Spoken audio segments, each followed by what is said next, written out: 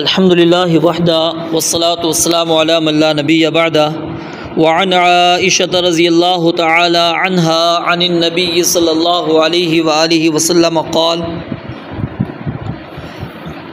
ام المؤمنین سیدہ عائشہ صدیقہ رضی اللہ تعالی عنہا نبی مکرم علیہ الصلاۃ والسلام سے بیان فرماتی ہیں کہ آپ علیہ الصلاۃ والسلام نے ارشاد فرمایا لا يقبل اللہ تعالیٰ قبول نہیں کرتے صلاۃ حائض بالغہ عورت کی نماز الا بخمار مگر اوڑھنی کے ساتھ۔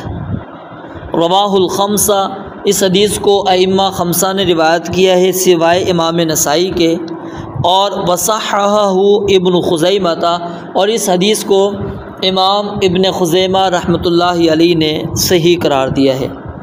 اس حدیث مبارکہ کے اندر پہلی بات تو یہ بیان ہوئی ہے کہ اللہ تعالیٰ قبول نہیں کرتے۔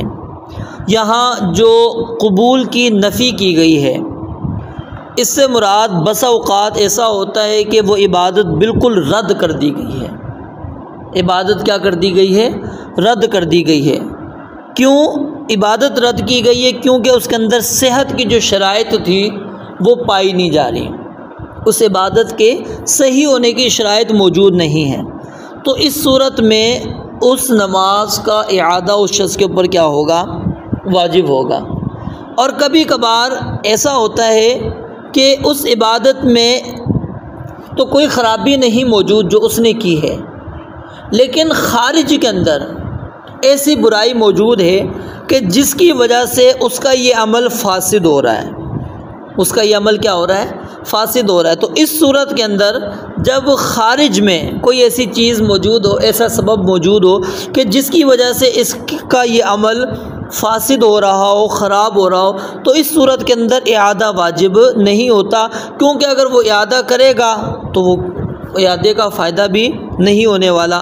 مثال دیتا ہوں تاکہ آپ کو بات سمجھ میں آ جائے۔ صحیح البخاری کے اندر روایت موجود ہے، نبی علیہ الصلوۃ والسلام نے فرمایا کہ جس بندے کا وضو ٹوٹ جائے اس بندے کی نماز اللہ رب العالمین قبول نہیں کرتے جب تک کہ وہ وضو نہ کر لے، جب تک کہ وہ وضو نہ کر لے۔ یہ صحیح بخاری کے اندر 135 نمبر روایت ہے۔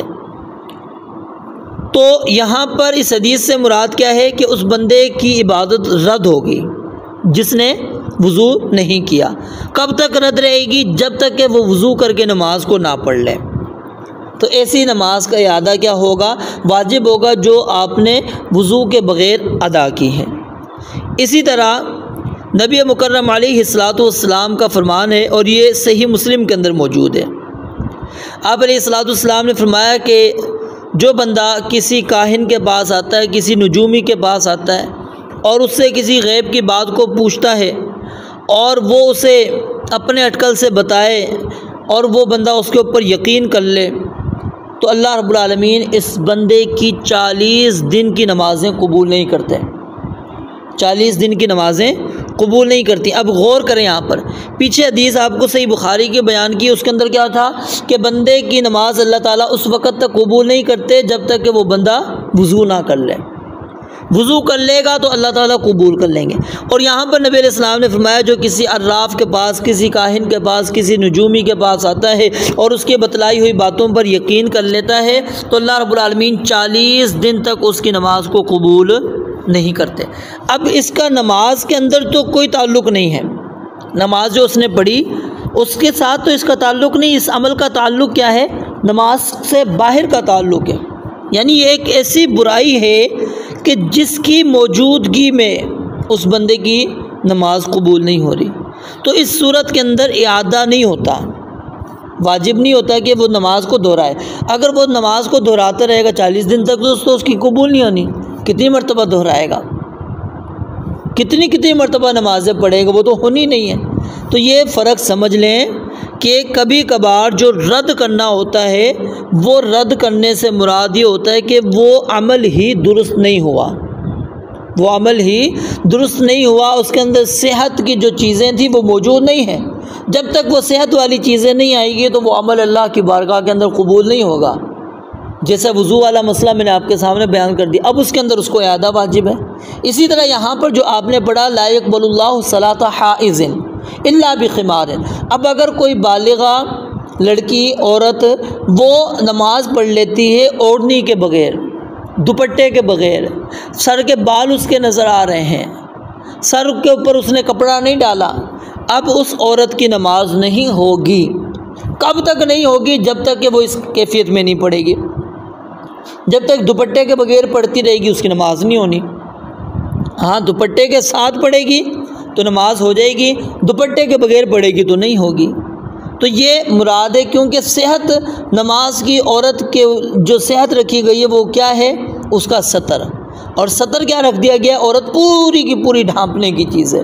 المرأۃ عورۃ، پوری کی پوری عورت اس نے اپنے آپ کو ڈھانپنا۔ آگے روایت بھی آئیں گی مزید آپ کے سامنے، یہ مسئلہ اور زیادہ کلیئر ہو جائے گا۔ تو اس لیے سر کے بالوں کو بھی ظاہر نہیں کرنا۔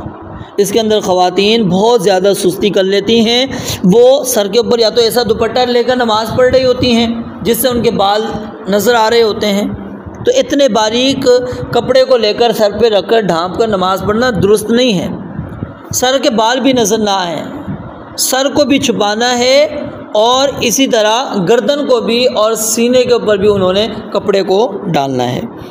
تو لا یقبل اللہ ادھر مراد کیا ہے کہ اس عورت کی نماز صحیح نہیں ہوگی، اس عورت کی نماز صحیح نہیں ہوگی، قبول نہیں کی جائے گی۔ کب تک؟ جب تک کہ وہ دوپٹے کے ساتھ اوڑھنی کے ساتھ نہ پڑھے۔ تو لا یقبل اللہ، اللہ تعالیٰ قبول نہیں کرتے صلاۃ حائض۔ حائض یہ حائضۃ تا لگ جاتی تو یہ کیا ہے؟ تا علامت ہوتی تانیث کی، پتہ لگ جاتا ہے عورت، ٹھیک ہے۔ لیکن حائض ادھر مذکر کا صیغہ آیا کیونکہ یہ مذکر بھی استعمال ہوتا ہے، اس کا تعلق عورت کے ساتھ ہے، اس صفت کا تعلق، اس وصف کا تعلق مرد کے ساتھ نہیں ہے۔ مرد کو حیض نہیں آتا، مرد کو ماہواری نہیں آتی، تو اس لیے حائض اس سے مراد مرد نہیں ہوگا، عورت ہی مراد ہوگی۔ حامل، حاملہ عورت ہوتی ہے، مرد حاملہ نہیں ہوتا، اس لیے حامل سے مراد مرد حامل نہیں ہوگا، عورت ہی وہاں پر مراد ہوگی۔ تو یہاں پر مرد مراد نہیں، یہاں پر کون مراد ہے؟ عورت مراد ہے۔ اور یہاں صلاۃ حائض سے مراد یہ نہیں ہے کہ جو بالفعل حیض میں موجود ہے، یعنی ابھی اس کو ماہواری آئی ہوئی ہے، وہ ایام مخصوصہ کے اندر موجود ہے، اب وہ نماز پڑھے گی تو اللہ قبول نہیں کریں گے، نہیں، اس سے مراد کیا ہے؟ بلوغت ہے، کیونکہ بلوغت کی جو پہچان ہے وہ کیا ہے؟ بغل کے بال کا نکل آنا، زیر ناف کے بال کا اگانا، یا پھر جو ہے منی کا جو اخراج ہوتا ہے وہ ہو جائے، یعنی کہ آپ کو احتلام وغیرہ ہو جائے۔ اور عورت جو ہوتی ہے اس کی ایک اور علامت ہوتی ہے، اور وہ علامت کیا ہے؟ کہ اس کو ماہواری آنا شروع ہو جائے۔ تو یہ اس کے اندر کیا ہے؟ بلوغت کی پہچان ہے۔ تو جب وہ لڑکی بلوغت کو پہنچ جائے تو وہ اوڑھنی کے بغیر اگر نماز پڑھے گی تو اس کی نماز نہیں ہوگی، الا بخمار۔ خمار میں نے آپ کو بتا دی، خمار کا معنی کیا ہوتا ہے؟ ڈھانپنا۔ الخمر ما خامر العقل، خمر شراب کو کیوں کہتے ہیں؟ وہ عقل کو ڈھانپ لیتا ہے۔ انسان کے اندر جو تمیز کی صلاحیت ہوتی ہے وہ صلاحیت وہ شراب اس سے چھین لیتی ہے۔ تو گویا کہ اس حدیث مبارکہ کے اندر جو مسئلہ بیان ہوا وہ کیا ہے کہ بالغہ عورت وہ نماز میں سر کو ڈھانپے گی، اور یہ سر کا ڈھانپنا اس کے لیے واجب ہے۔ اگر وہ کھلے سر نماز پڑھے گی، کھلے بالوں کے ساتھ نماز پڑھے گی تو اس کی نماز مردود ہوگی اور وہ نماز کو دوبارہ لوٹائے گی۔ اور یہاں سے یہ مسئلہ بھی ثابت ہوا کہ عبادات کبھی کبھار مقبول بھی ہوتی ہیں اور کبھی کبھار کیا ہوتی ہیں؟ مردود بھی ہوتی ہیں۔ قبول کب ہوں گی؟ جو سنت اور شریعت کے مطابق ہوں گی، اور مردود کب ہوگی؟ جب سنت اور شریعت کے مطابق نہیں ہوگی۔ اور عورت کا جو سر ڈھانپنا ہے یہ نماز کی حالت میں کیا ہے؟ بالغہ عورت کے اوپر خاص طور پہ، جو نابالغہ ہیں ان کے لیے نہیں ہے۔ علماء نے یہاں سے یہ مسئلہ بھی نکالا، جو بالغہ عورت ہے اس کے لیے سر ڈھانپنا واجب ہے۔ چہرے، ہاتھوں اور پاؤں کا جو نماز کے اندر سطر میں داخل ہونا، اس مسئلے کے اندر کیا ہے؟ علماء کا اختلاف موجود ہے۔ تو یہاں پر ہاتھ کا ذکر کیوں نہیں آیا؟ پاؤں کا ذکر کیوں نہیں آیا اس حدیث میں؟ چہرے کا ذکر کیوں نہیں آیا؟ یا تو علماء کہتے ہیں کہ وہ نماز کے جو سطر ہے اس کے اندر وہ داخل نہیں ہے، یا پھر اس لیے آپ علیہ الصلوۃ والسلام نے سکوت فرمایا کہ نماز کا سطر کیا ہے؟ معروف ہے، پتہ ہے کہ کیا کیا چیزیں ڈھانپنا ضروری ہیں، تو اس لیے چہرے کا جو سطر ہے وہ نماز میں داخل نہ ہونا اس کا معروف ہے، اس لیے بیان نہیں کیا، سکوت کر دیا۔ جہاں تک تعلق ہاتھوں کا اور قدموں کا ہے تو اس کو بھی سطر میں شامل کرنے کے اندر علماء کا اختلاف پایا جاتا ہے کہ آیا یہ سطر کے اندر ہے یا نہیں ہے۔ تو اس لیے جو بالغہ ہے وہ اگر اوڑھنی کے بغیر نماز پڑھے گی تو اس کی نماز نہیں ہوگی، اور جو نابالغہ ہے اگر وہ سر پہ کپڑا نہیں لے رہی، وہ نماز پڑھ لیتی ہے تو اس کی نماز ہو جاتی ہے۔ لیکن اس کے اندر اس کو بھی عادت یہی ڈالنی چاہیے، کیونکہ نماز 7 سال کے بعد سے پڑھنی ہوتی ہے اور 10 سال کے بعد تو پابندی کرنی ہوتی ہے۔ اصل جو احکامات ہوتے ہیں وہ تو بلوغت کے بعد یعنی کہ لازم ہوتے ہیں نا، تو اس لیے جب شروع سے ہی اس کو آپ عادت ڈالیں گے، نماز کے بارے میں بتلائیں گے کہ یہ چیزیں آپ کی نماز کے لیے ضروری ہیں، تو وہ اس چیز کا اہتمام کرے گی۔ اور ممکن ہے جب بچپن کے اندر آپ اس چیز کا خاص خیال نہ رکھیں تو وہ بچی جب بلوغت کو پہنچے اور وہ سمجھے کہ جس طرح میرے والد نے یا والدہ نے مجھے نماز سکھائی تھی، بڑوں نے مجھے نماز سکھائی تھی، تو میں تو اسی طرح نماز پڑھوں گی اور یہی نماز کا طریقہ ہے، تو اس لیے وہ غلطی کا امکان موجود ہے۔ اس لیے آغاز کے اندر ہی اس کو اس چیز کا اہتمام کروانا چاہیے۔ لیکن اگر وہ نہیں لیتی یا بال وغیرہ اس کے نظر آ جاتے ہیں، کلائی وغیرہ نظر آ جاتی ہے، تو اس سے اس کی نماز جو ہے وہ باطل نہیں ہوگی، کیونکہ وہ بلوغت کو نہیں پہنچی۔ بلوغت کو پہنچتی تو پھر اس کی نماز کیا ہے؟ نہیں ہونی۔ تو اللہ رب العالمین اس عورت کی نماز کو قبول نہیں کرتے جو عورت اوڑھنی کے بغیر نماز کو پڑھتی ہے اور جب کہ وہ بالغہ ہو چکی ہو۔ تو یہاں سے یہ بات ثابت ہو گئی کہ عورت کے لیے سر کا ڈھانپنا ضروری ہے۔ ہمارے ہاں کیا ہوتا ہے، مردوں کے لیے بھی سر کے اوپر کپڑا رکھنا، سر پہ ٹوپی رکھنا یہ فرض بنا دیا گیا ہے، واجب بنا دیا گیا ہے، تو یہ بات درست نہیں ہے۔ مرد کے لیے نہیں ہے سر ڈھانپنا، عورت کے لیے سر ڈھانپنے کا حکم ہے نماز کی حالت میں۔ عورت کے لیے نماز کی حالت میں سر ڈھانپنا ہے، مرد کے لیے نماز کی حالت میں سر ڈھانپنا نہیں ہے۔ ہاں اگر کپڑا آپ کے پاس موجود ہے تو اس کا اہتمام ضرور کرنا چاہیے، افضل یہی ہے کہ آپ سر ڈھانپ کر رہیں۔ اور یہ صرف نماز کے اندر نہیں، نماز کے علاوہ بھی، کیونکہ نبی مکرم علیہ الصلوۃ والسلام کی جو ہمیں سیرت ملتی ہے، آپ کی جو طریقہ ملتا ہے وہ یہی ہے کہ آپ ہر حال میں اپنے سر کو ڈھانپ کے رکھتے تھے۔ تو اس چیز کا ہمیں اہتمام کرنا چاہیے۔ آج بہت زیادہ اس کے اندر ہماری سستی پائی جاتی ہے، تو کچھ لوگ بالکل سختی کرتے ہیں اس مسئلے میں کہ جس نے ٹوپی کے بغیر نماز پڑھی اس کی نماز نہیں ہوتی، حتیٰ کہ پھر بعض مساجد کے اندر تو ٹوپی رکھی گئی ہیں اور پھر ٹوپیوں کی کیفیت سے بھی آپ واقف ہیں، ٹوٹی پھوٹی سی ٹوپیاں ہوتی ہیں، پرانی ہو چکی ہوتی ہیں، بوسیدہ ہو چکی ہوتی ہیں، پھر وہ کچھ اس میں پھٹ رہی ہوتی ہیں۔ اب وہ بندے کو کہے کہ بندہ یہ کیا آپ شادی میں پہن کر، اپنی کسی فنکشن میں پہن کر یہ جائیں گے ٹوپی؟ کہے گا نہیں، لیکن اللہ کے سامنے کھڑے ہو کر وہ ٹوپی پہنتے ہیں۔ اگر پہننی ہے آپ نے اچھی ٹوپی کا اہتمام کریں، خوبصورت بننے کے لیے خذوا زینتکم عند کل مسجد، تو زینت کو اختیار کریں، لیکن اس طرح کی ٹوپیوں کا اہتمام کرنا اور خاص طور پہ اس کو نماز کا رکن سمجھ لینا کہ اس کے بغیر نماز نہیں ہوتی، یہ مسئلہ غلط ہے۔ اور کچھ لوگوں نے اس کے اندر بہت زیادہ سستی کر لی کہ انہوں نے بالکل سر ڈھانپنا چھوڑ دیا، حتیٰ کہ کپڑا بھی ہوتا ہے بعض اوقات وہ نیچے رکھ دیتے ہیں، بس اوقات کپڑا بھی موجود ہوتا ہے وہ نیچے رکھ کے نماز پڑھ رہے ہوتے ہیں۔ نماز ہو جاتی ہے، اس میں مسئلہ نہیں ہے، کیونکہ یہ اوڑھنا صرف عورت کے اوپر ہے، لیکن ہمیں اس چیز کا خاص طور پہ خیال رکھنا چاہیے۔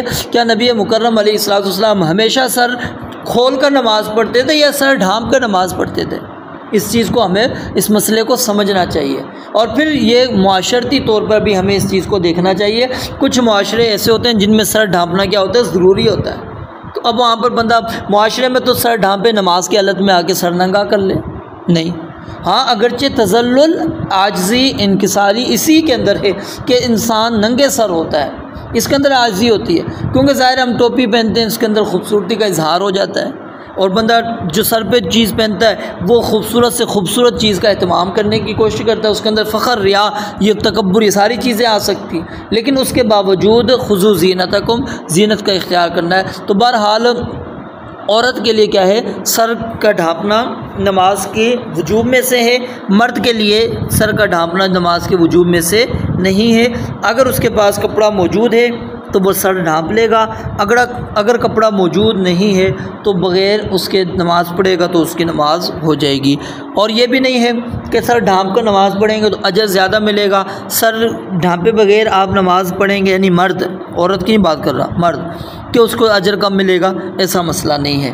یہ بندے کے ساتھ ایک کپڑے کی کیفیت اس کے پاس اگر موجود ہو، آگے روایت آئے گی، آپ اندازہ لگائیں گے بندے کے پاس ایک ہی کپڑا ہو، پھر کس طرح پڑھنی ہے نماز، اس وقت سر تو نہیں ڈھانپا جا رہا نا، تو اس لیے مرد کے لیے شرط نہیں ہے، یہ عورت کے لیے شرط ہے۔ رب العالمین سے دعا ہے اللہ تعالیٰ سمجھنے عمل کرنے کی توفیق عطا فرمائے۔ وآخر دعوانا الحمدللہ رب العالمین۔